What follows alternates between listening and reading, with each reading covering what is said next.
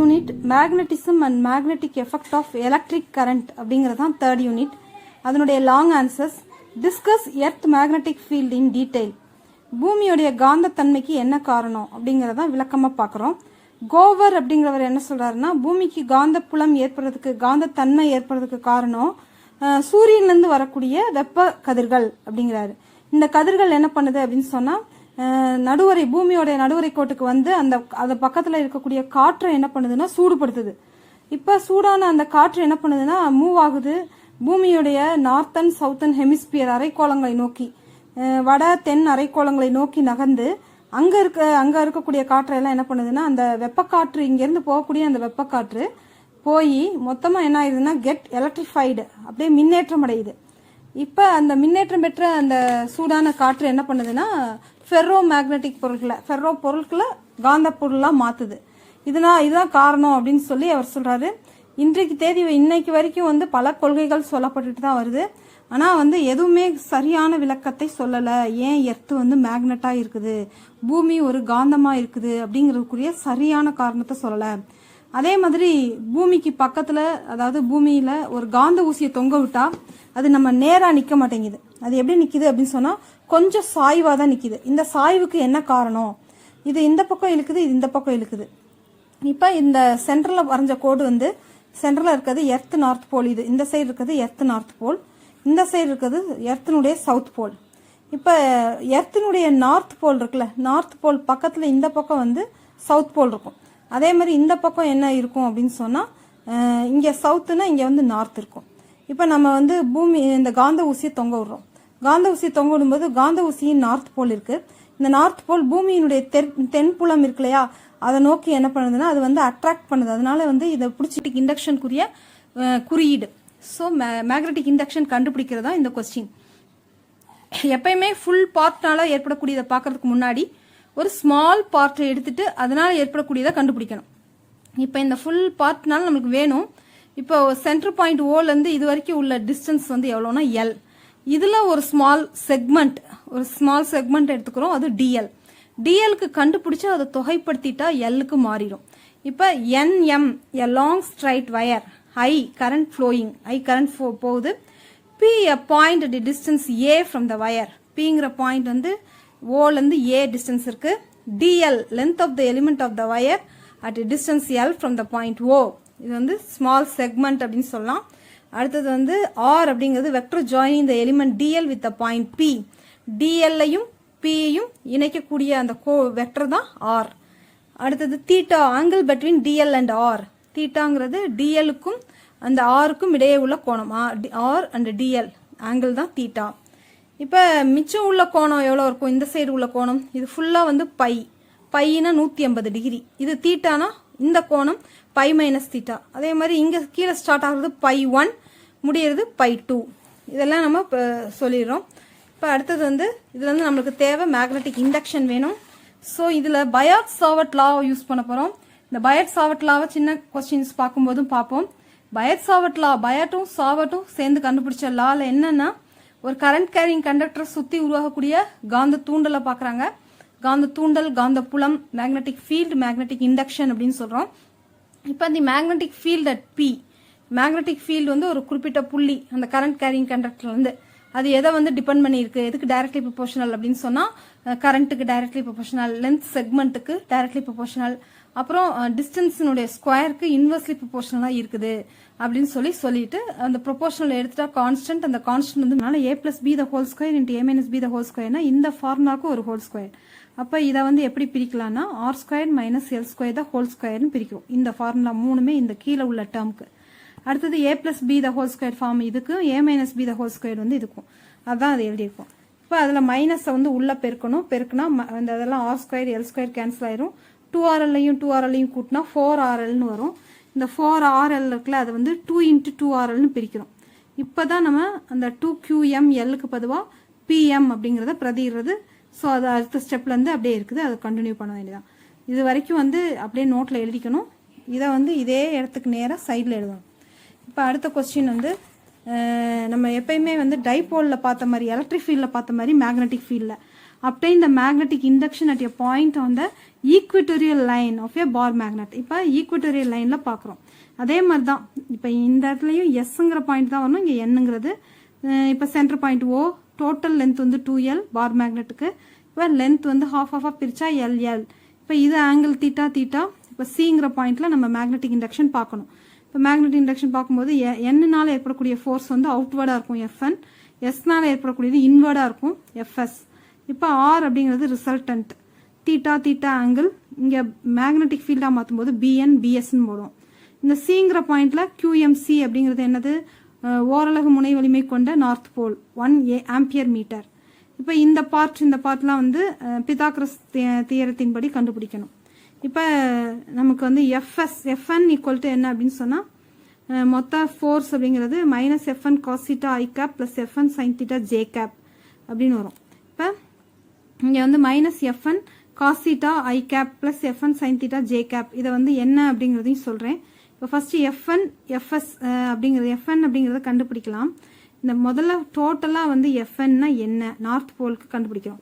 அதே மாதிரி FSக்கு கண்டுபிடிக்கிறோம், FSக்கு பார்க்குறோம். ஸோ ஃபஸ்ட்டு FNக்கு பார்ப்போம். FNக்கு பார்க்கும்போது அதில் 2 கூறுகளாக பிரியுது, ஒன்று சைன் இன்னொன்று காஸ். ஸோ சைன் காஸ் அப்படின்னு சொல்லி 2 காம்பனண்ட்டாக பிரியுது. அப்போ அது வந்து -FN cos θ I cap அப்படிங்கிறோம். இப்போ FN எடுத்துக்கலாம். இப்போ FNல வந்து இந்த சைடு வந்து இருக்குது. இப்போ cos θ I cap + FN sin θ J cap. இந்த J அப்படிங்கிறது வந்து எப்படி இருக்குதுன்னு சொன்னால் இதை அப்படியே நான் விளக்கமாக நோட்லையும் பார்ப்போம். இப்போ 6th question, obtain the magnetic induction at a point on the equatorial line of a bar magnet. முன்னாடி ஆக்சியல் பார்த்தோம், இப்போ ஈக்வட்டோரியல் லைனில் பார்க்கலாம். இப்போ இது பார் மேக்னெட், இது NS அப்படிங்கிறது, இங்கே ஸ்டார்டிங் வந்து எஸ்ங்கிறதுலேருந்து இங்கே N வைக்கணும். இந்த பாயிண்ட் சியில் தான் நம்ம மேக்னெட்டிக் இண்டக்ஷன் பார்க்கணும். இந்த ஹாஃப் ஆஃப் லென்த் வந்து LL, டோட்டல் லென்த் வந்து 2L, சென்டர் பாயிண்ட் வந்து O. ஆக்சியல் லைனில் பார்க்குறப்ப காம்பனன்ஸாக பிரியாது, ஆனால் ஈக்வட்டோரியல் லைனில் பார்க்குறப்ப காம்பனன்ஸாக பிரியும். இந்த Nங்கிறது வந்து உருவாகிற ஃபோர்ஸ் வந்து அவுட்வர்ட்ஸ் FN, அதில் உருவாகிற மேக்னெட்டிக் ஃபீல்டு BN. மேக்னெட்டிக் ஃபீல்டுக்கும் மேக்னெட்டிக் இண்டக்ஷனுக்கும் இதுதான் B தான் சிம்பிள். அடுத்தது எஸ்னால உருவாகக்கூடியது இன்வேர்டாக இருக்கும் FS வெக்டர், இதனால உருவாகக்கூடிய மேக்னெட்டிக் இண்டக்ஷன் BS வெக்டர். இந்த சிங்கிற பாயிண்ட்ல வந்து யூனிட் நார்த் போல், அப்போ QMC அப்படின்னு சொல்கிறோம். இது வந்து யூனிட் நார்த் போல், ஓரலகு வடமுனை அப்படிங்கிறோம். இப்போ இதை வந்து நம்ம காம்பனன்ஸாக பிரியறது பார்க்கலாம். FNும் சரி FSும் சரி சென்டர் பாயிண்ட்ல இருக்கிறதுனால 2 காம்பனன்ஸாக பிரியும், sin θ cos θ. இப்போ இது வந்து நம்ம FN sin θ மேல் நோக்கி, அடுத்தது FS sin θ கீழ் நோக்கி. இதுலையும் அதே மாதிரி FN FS. இப்போ அந்த இதில் வந்து நோட்ஸ் FN இருந்துச்சுன்னா FSன்னு மாற்றிக்கோங்க. FN cos θ FN cos θ இது ரெண்டுமே வந்து நெகட்டிவ் டைரக்ஷன் I cap, அதனால -I capன்னு போடணும். இது பாசிட்டிவ் J, இது -J. ஸோ கிராஃபில் வந்து இப்படி இருந்துச்சுன்னா எப்படி குடிக்கணும், இந்த சைடு வந்தால் +I, இப்படி வந்தால் -I, மேலே போனால் +J, கீழே போனால் -J. ஸோ இது வந்து +J, இங்கே -J. இது FN, இது FS, இது ரெண்டும் sin θ. sin θ ரெண்டுமே என்ன பண்ணும் அப்படின்னு சொன்னால் ஈக்குவல் அண்ட் ஆப்போசிட், அதனால sin θனால இதில் எந்த ஒரு விளைவும் இருக்காது. அப்போ எதனால மட்டும்தான் மேக்னெட்டிக் ஃபீல்டு உருவாகுதுன்னா காஸ் காம்பனண்ட்னால தான். ஸோ காஸ் காம்பனண்ட்டை மட்டும் தான் நம்ம சேர்க்கணும். ஃபர்ஸ்ட் 2 ஃபோர்ஸஸை தனித்தனியாக கண்டுபிடிப்போம். FN என்னது, FS என்னது. இப்போ FN அப்படிங்கிறது பார்க்கலாம். The force of repulsion, point சியில் இருக்கிறதும் யூனிட் நார்த் போல், நம்ம கொண்டு போய் இருக்கிறதும் north pole. So force of repulsion between north pole of the bar magnet and unit north pole at point C. So 2 இது இருக்குது, அதனால ஃபர்ஸ்ட் வந்து நம்ம காஸ் சைன் அதை ரெண்டையும் சொல்லிடணும். அப்புறம் எதனால மட்டும்தான் இருக்கும் அப்படின்னு சொல்கிறோமோ அதை மட்டும் சேர்த்துக்கணும். இப்போ FN equal to -FN cos θ I cap + FN sin θ J cap. FN அப்படிங்கிறதுனுடைய வேல்யூ. இப்போ நம்ம சாதாரணமாக கூலும் ஃபோர்ஸ் எலக்ட்ரிக் ஃபீல்டில் கண்டுபிடிச்ச மாதிரி 2 Q வரும், இங்கே 1 Q வரும். ஏன்னு சொன்னால் பாயிண்ட் சியில் வந்து யூனிட் நார்த் போல், பாயிண்ட் சியில் யூனிட் நார்த் போல் இருக்கிறதுனால × 1ங்கிறதுனால அது போடலை. QM/r². இந்த தொலைவு வந்து எதுக்கு ஈக்குவல் அப்படின்னு சொன்னால் இங்கேருந்து இதனுடைய தொலைவு இதுதான் R. ஸோ நம்மளுக்கு தேவை NC, அந்த தொலைவு தான் வேணும், அது r² அப்படின்னு வச்சுக்கிறோம். So r². அதே மாதிரி ஃப்ரம் இப்போ நம்ம FS அப்படின்னு பார்க்குறப்ப ஃபோர்ஸ் ஆஃப் அட்ராக்ஷன் வரும். அங்கே ஃபோர்ஸ் ஆஃப் ரிப்பல்ஷன், இங்கே ஃபோர்ஸ் ஆஃப் அட்ராக்ஷன். ஏன்னா நம்ம இருக்கிறது சவுத் போல், பாயிண்ட் சியில் இருக்கிறது நார்த் போல், அதனால ஃபோர்ஸ் ஆஃப் அட்ராக்ஷன். அதில் பார்க்குறப்ப -Fs cos θ i cap -Fs sin θ j cap. இதில் ரெண்டுமே வந்து மைனஸில் வருது. இதில் வந்து இந்த சைடு உள்ளது மட்டும்தான் மைனஸில் வருது. இதை வந்து இந்த இதுலேருந்து நம்ம பார்த்து சொல்லணும். இதில் வந்து எப்படி இருக்குதோ அதை வந்து இந்த இது படி ப்ளஸ் ஜேயா மைனஸ் ஜேயா ப்ளஸ் ஐயா மைனஸ் ஐயா அப்படிங்கிறத இதில் போட்டு போடணும். இப்போ ரெண்டு ஃபோர்ஸ் இருக்குது. ரெண்டு ஃபோர்ஸினுடைய டோட்டல் ஃபோர்ஸ் வந்து F = Fn + Fs. இப்போ நம்மளுக்கு காஸ்னால மட்டும்தான் வந்து ரிசல்டன்ட் இருக்குன்னு சொல்கிறோம். அதனால காஸ் மட்டும்தான் சேர்க்கணும்.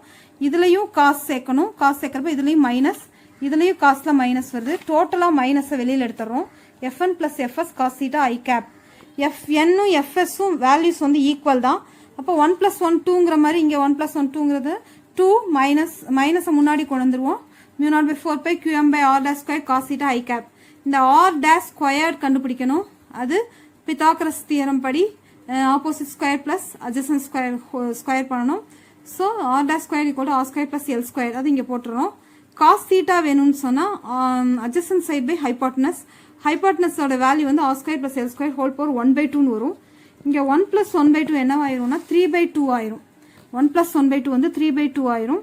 அடுத்தது வந்து நம்ம அந்த முன்னாடி இருக்க 2வை இங்கே எல்லோட சேர்த்துறோம். மைனஸை முன்னாடி கொண்டு வந்துடுறோம். 2l அப்படின்னு சொல்லி கொண்டு வரோம். இப்போ வந்து இது ஈக்குவேஷன் 4ன்னு வச்சுக்கிறோம். Since magnitude of magnetic dipole moment, magnetic dipole moment first பார்த்தது எலக்ட்ரிக் டைபோல் மூமெண்ட். அதை நம்ம எலக்ட்ரிக்னு மென்ஷன் பண்ண வேண்டியதில்லை. இப்போ மேக்னெட்டிக் ஃபீல்டு உருவானதுனால மேக்னெட்டிக் டைபோல் மூமெண்ட்னு சொல்கிறோம். மேக்னிடியூட் வேல்யூ மட்டும் வேணும். qm × 2l, qm × 2l பொதுவாக pm அப்படின்னு போடுறோம். ஸோ இந்த மைனஸ் சிம்பல்லாம் அப்படியே இருக்கும். அந்த இதுக்கு பொதுவாக மட்டும் pm அப்படின்னு ஆயிடுச்சு. இப்போ ஆரும் எல்லும் கம்பேர் பண்ணும்போது r far greater than l. So L neglect ஆயிரும். r² ஹோல் பவர் 3/2ன்னு வரும். இந்த 2 கேன்சல் ஆயிரும். r³ வரும். இப்போ pm i cap அதுக்கு பொதுவாக pm அப்படின்னு போடலாம். pm வெக்டர்னு போடலாம். In general the magnetic field at equatorial line, அது வந்து equatorial line எப்படி சொல்லலாம், pm i cap அதான் pf வெக்டர்னு போட்டு இதே ஈக்குவேஷனை சேஞ்ச் பண்ணி இதான் வந்து b வெக்டர் ஈக்குட்டோரியல் அப்படிங்கிறது. இப்போ நம்ம ஆக்சியலையும் ஈக்குட்டோரியல் லைன் ரெண்டையும் கம்பேர் பண்ணும்போது magnitude of b axial is twice that of magnitude of b equatorial and the direction of b axial and b equatorial are opposite. இதில் மைனஸ் சிம்பல் வருது. So இதை mention பண்ணி நம்ம கம்பேர் பண்ணியும் பார்க்குறோம். இதான் வந்து ஈக்குட்டோரியல் லைனில் உருவாகக்கூடிய மேக்னெட்டிக் இண்டக்ஷன்.